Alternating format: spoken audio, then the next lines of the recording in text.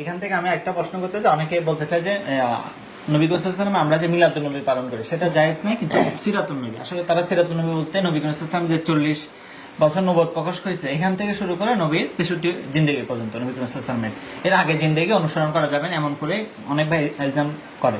এখন আমার প্রশ্নকে মিলাদুন নবী জায়েজ নাকি সিরাতুন নবী? দেখেন, আমি আগে বলছি মিলাদ নবী মানে নবীর জন্ম, সিরাত মানে ওনার জীবনী। আমি আপনাকে জিজ্ঞেস করলাম আপনি দাখিল পাস করেছেন কেমনে? আমি যদি আপনাকে এই প্রশ্ন উত্থাপন করি, আপনি আসছেন কখন?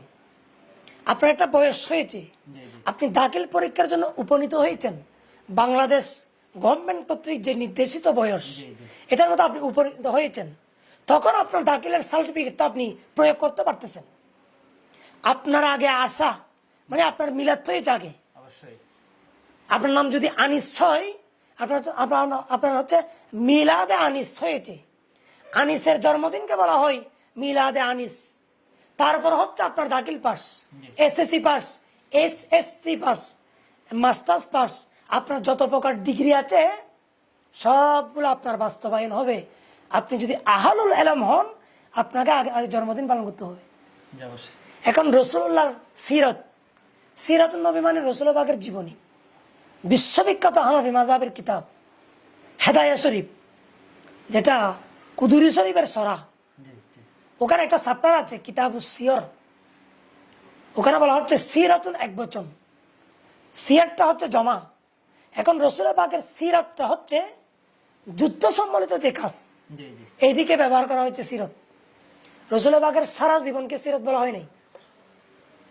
হেদায়া দেখুন আপনি কিতাবুল যে কিতাবুস সিয়রের মধ্যে ওখানে আছে রাসূলুল্লাহ পাকের যুদ্ধ সম্বলিত যে কাজ, এটাকে বলা হয় সিরাত। আচ্ছা, আমি বলতেছি রাসূলুল্লাহ পাকের যুদ্ধকে আমরা মানবো, সিরাতকে মানবো, মিলাদকে যদি আপনি বৃদ্ধ আঙ্গুল দেখান, সিরাতের অস্তিত্বই নাই। আরে ওনারা যে প্রশ্ন করছেন যে সিরাতুন নবী, তো সিরাতুন নবী তো অস্তিত্ব নাই, তার মানে বোঝা যাচ্ছে কওমিদের আসলেই দুনিয়ার জমিনের অস্তিত্ব নাই। ওনারা তো অস্তিত্বওয়ালা না, অস্তিত্বওয়ালারা হচ্ছে সুন্নি। কারণ আগে আমরা মিলাদ মানি, তারপর সিরাত মানি। তো ওনাদের অস্তিত্ব নাই এটা প্রমাণ করছে, আমাদেরকে সরাসরি বলছে না, চালাকি করে বলছে আমরা সিরাত মানি মিলাদ মানি না। তার মানে প্রমাণিত হচ্ছে তাদের অস্তিত্বহীন এরকম। সুতরাং মিলাদকে আপনি মানতে হবেন।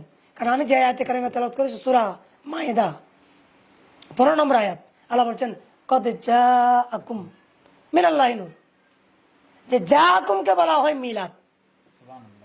জাআকুম এসছে, তারপরে রাসূলুল্লাহ পাকের নবুয়তের জাহার, তারপরে রাসূলুল্লাহ পাকের মুজিজা, তারপর রাসূলুল্লাহ পাক কলমা পড়িয়েছেন।